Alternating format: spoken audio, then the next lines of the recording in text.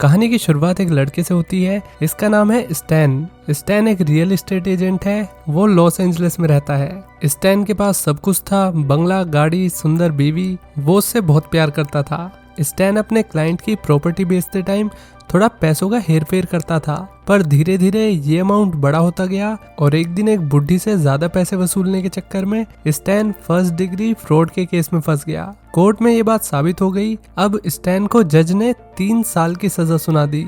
Stand jail से बाहर निकलने के लिए अपने लॉयर से जज को घूस देने के लिए भी कहता है। लॉयर ने जज को घूस देने की बात कही और जज मान गया, पर उसने स्टैन से कहा कि मैं तुम्हें बस 6 महीने के लिए चैरिटी वर्क के बेसिस पे ही बाहर रख सकता हूँ, उसके बाद तो सजा काटनी पड़ेगी। 6 महीने बाद तो जेल जाना पड़ेगा, जेल की रोटी खानी पड़ेगी, जेल का पानी पीना पड़ेगा।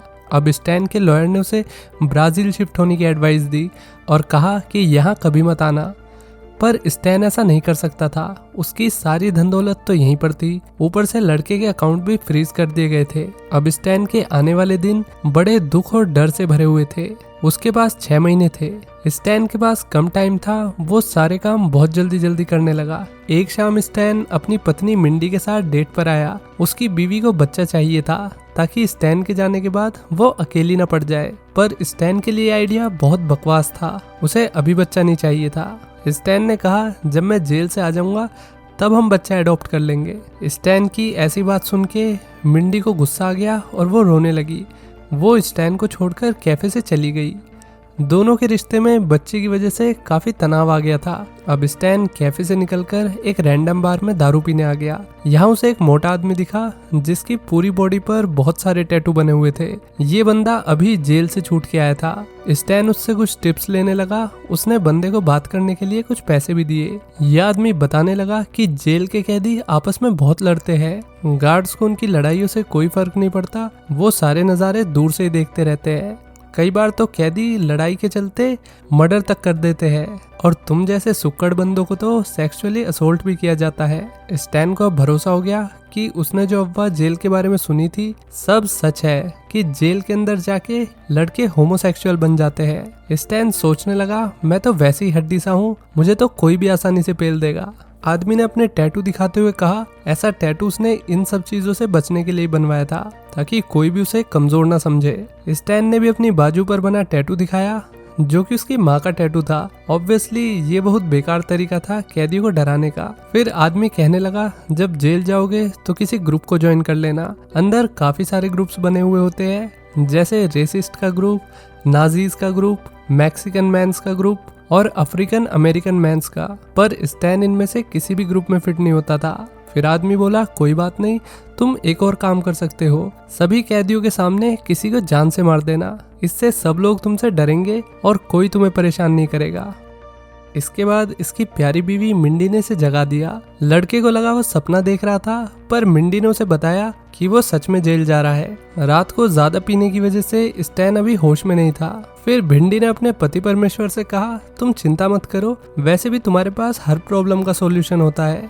ये सुन के बंदे का आत्मविश्वास थोड़ा बढ़ गया। उसने अब सोचा कि उसके पास 6 महीने हैं एक अल्फा मेल बनने के लिए।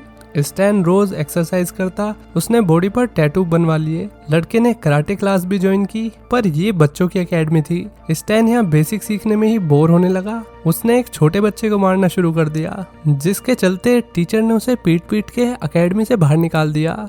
फिर स्टैन की मुलाकात एक मास्टर नाम के बंदे से हुई। मास्टर ने दीवार में मुक्का मार के छेद कर दिया। ये देख के स्टैन काफी इम्प्रेस हो गया। अब मास्टर ही स्टैन की आखिरी उम्मीद थी, जो उसे जेल जाने से पहले सेल्फ डिफेंस सिखा सकता है। स्टैन बूढ़े से ट्रेनिंग लेने के लिए उसे अपने घर ले आया। इस बात से मिंडी को काफी आपत्ति हुई। अगले दिन मास्टर ने स्टैन को सुबह सुबह 5 बजे खून की बूंदों से उठा दिया। मास्टर एनिमल लवर है, इसलिए उसे एनिमल खाना बहुत पसंद है। मिंडी बेचारी अलग अलग जानवरों के पार्ट्स की स्मूथी बनाकर स्टैन को मास्टर के कहने पर देती। ज्यादातर मास्टर ऑक्स की पैनक्रियाज और घोड़े की जीभ की स्मूथी बनवाता।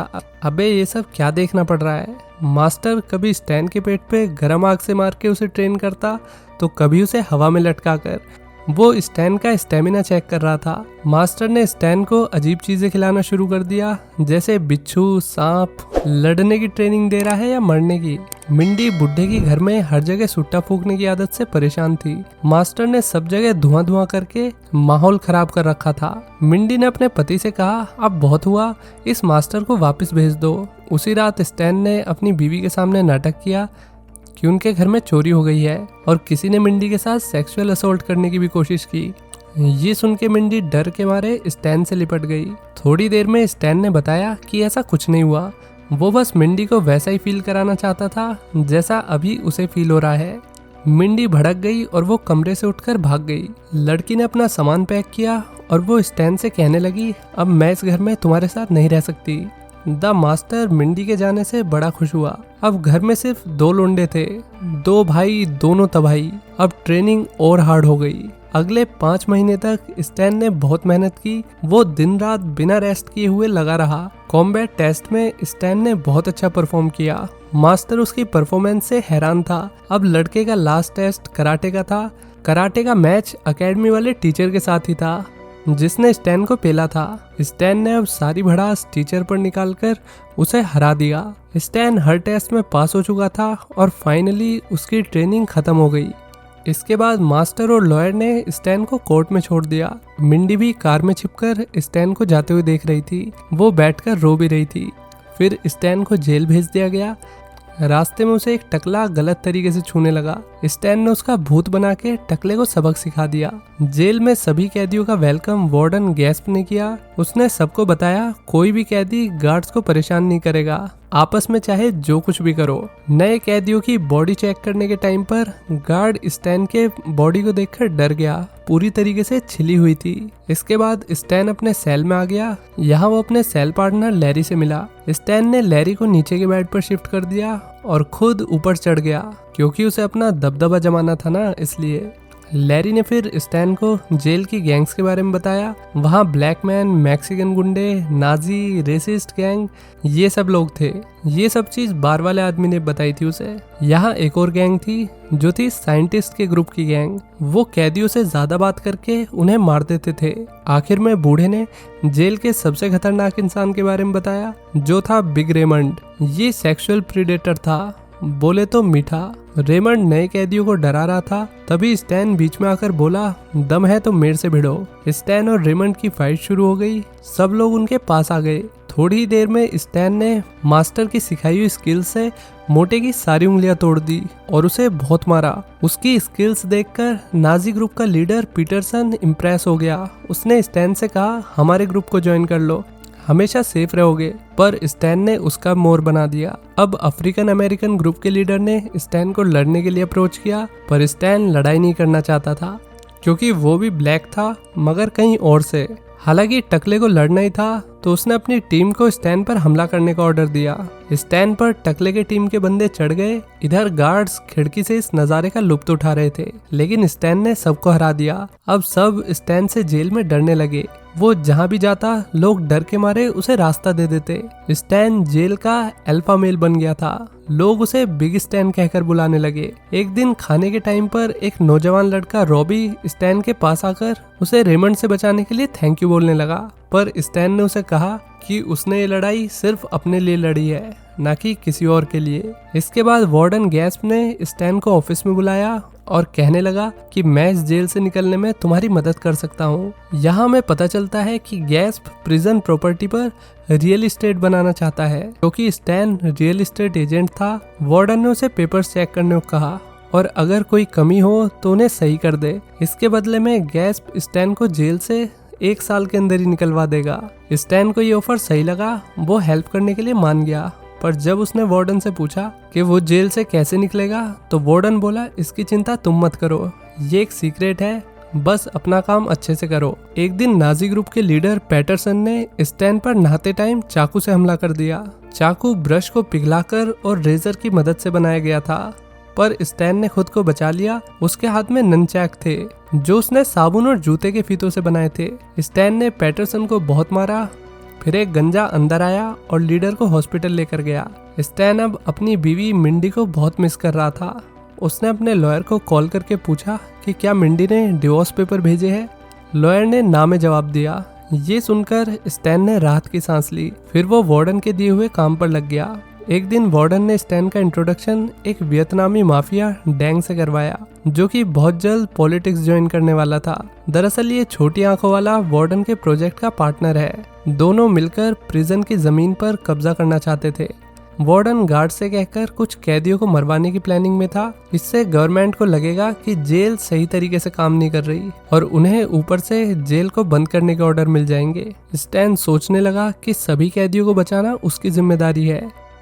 अगले दिन उसने सभी के लिए कुछ रूल्स बनाए, जिसमें स्टैन ने पहले सारी वीडियो गेम्स और मूवी सीडीज को उठाकर फेंक दिया, क्योंकि ये कंटेंट कैदियों को वायलेंट होने के लिए उकसाता था। फिर उसने सबके सामने कहा कि सेक्सुअल असोल्ट एक जुर्म है, जो भी ऐसा करेगा मैं खुद उसे कड़ी सजा दूंगा। स्टैन ने लास्ट में कहा कि जिसको अपनी मर्जी से अपना पार्टनर चुनना है वो चुन सकता है, लेकिन जबरदस्ती नहीं।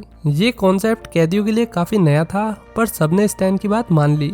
लंच ब्रेक में रॉबी और कुछ कैदी स्टैन के पास अच्छे रूल्स बनाने के लिए थैंक यू बोलने आए, मगर स्टैन ने कहा कि उसने ऐसे रूल्स खुद को बचाने के लिए बनाए हैं। पर रॉबी को पता था कि स्टैन सभी कैदियों की चिंता करता है, इसलिए उसने ऐसा किया है। दूसरी टेबल पे बिग रेमंड अपने नए बॉयफ्रेंड के साथ सबके सामने खाना खाने लगा।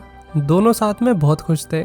अब ये लोग स्टैन के ग्रुप में आ गए। स्टैन को मिंडी का लेटर मिला, जिसमें लिखा था वो उससे बहुत प्यार करती है और उसे तलाक नहीं देना चाहती। अपनी सभी हरकतों के लिए लड़की ने माफी मांगी। उसे जल्दी स्टैन से मिलना था। कुछ दिन बीत गए। अब जेल में जब भी कोई लड़ाई होती, सब स्टैन को जाकर बताते। इस तरह धीरे धीरे वक्त के साथ जेल के अंदर कैदियों के बीच शांति कायम हो गई। एक दिन मिंडी स्टैन से मिलने आई। दोनों ने प्यार किया। तभी गार्ड्स ने मिंडी के बारे में वार्डन को बता दिया। वार्डन ने इस मैटर को जल्दी से खत्म करने के लिए स्टैन को मिंडी से अलग करवा दिया। गैस्प ने लड़के से उसके प्लान पर काम करने के लिए कहा, और अगर वो ऐसा नहीं करेगा तो डैंग के साथ मिलकर वार्डन लड़के को मार देगा। स्टैन ने कॉल करके अपने लॉयर से इस मुद्दे पर सलाह मांगी। लॉयर का कहना था गैस्प एक पावरफुल आदमी है, तो स्टैन को चुपचाप उसका काम कर देना चाहिए। कॉल रखकर स्टैन ने ग्राउंड में आकर कैदियों से कहा कि उनकी प्रॉब्लम से उसे कोई फर्क नहीं पड़ता, ना वो लोग उसकी जिम्मेदारी है। सब लोग अब पहले जैसे हो सकते हैं, वैसे ही जैसे वो मेरे आने से पहले थे। ये सुन के कैदियों का गुस्सा फूट गया। अब सब आपस में लड़ने लगे। रॉबी लंच टेबल पर स्टैन से बात करने आया, पर आज लड़के ने गुस्से में उसकी प्लेट फेंक दी। ये बात लैरी को भी बहुत बुरी लगी, पर तभी स्टैन ने बुढ़े को रोककर बोला, आज दोपहर मेटल फैंस से दूर रहना। लैरी समझ गया कि स्टैन ये सब किसी के प्रेशर में कर रहा है, वो अपनी मर्जी से ये नहीं कर रहा। लैरी ने बाकी कैदियों को भी सारी बात बता दी। फिर सब जने कुछ प्लान करने लग गए। इधर गैस्प ने स्टैन की पैरोल बोर्ड के साथ मीटिंग अरेंज कर दी। मीटिंग स्टैन को जल्दी छोड़ने के लिए की जा रही थी।